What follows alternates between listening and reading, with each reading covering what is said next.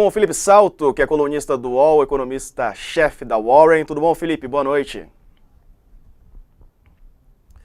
Acho que está desativado, Felipe, seu áudio.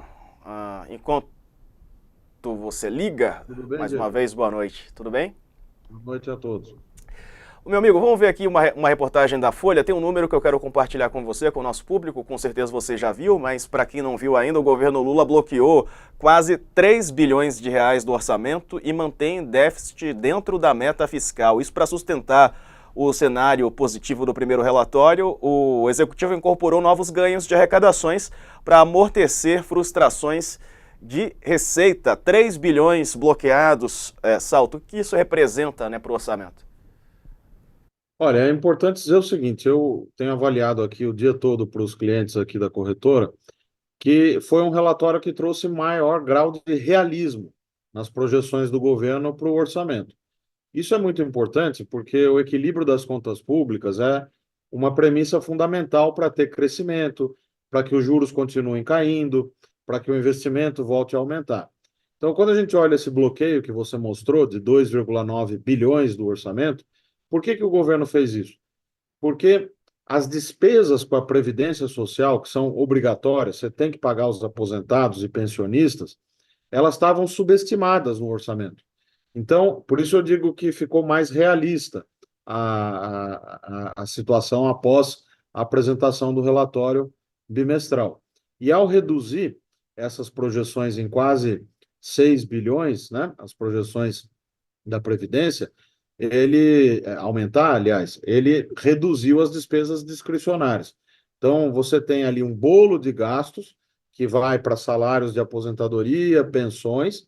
Esse número estava em 908 bilhões lá no orçamento, e a gente aqui na Warren, por exemplo, mas outras casas do mercado projetam bem mais. Nós aqui, por exemplo, 935, uma diferença de 27 bilhões. O que que o governo fez? Ele aumentou um pouquinho a Previdência, reconhecendo que está vindo muito acima nesses primeiros meses, e aí bloqueou, ou seja, cortou, reduziu a despesa discricionária, que é aquela não obrigatória.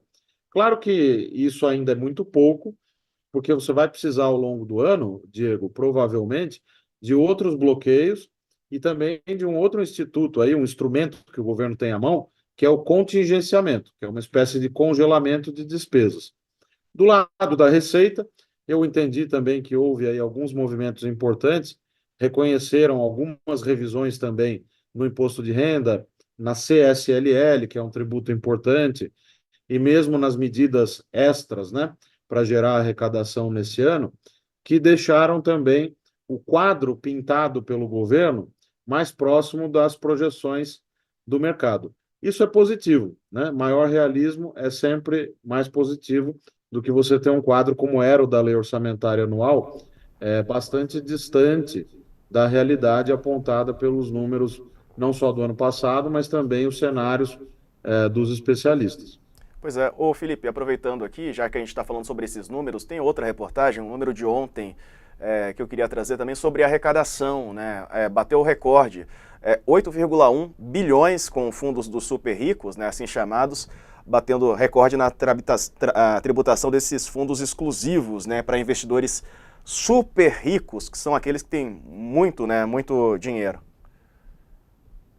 Isso é muito importante, Diego, porque eu falava com algumas autoridades da área econômica hoje de manhã, e de fato, a gente tem que enaltecer as coisas boas que acontecem, não só criticar, né? Quando precisa criticar, também, né? Eu, por exemplo, todos que acompanham a gente aqui no UOL, nas colunas e mesmo aqui nas inserções semanais, sabem, né, que eu fui um crítico contumaz da proposta de reforma tributária, né? E ainda sou, que ela ainda está sendo regulamentada e tudo.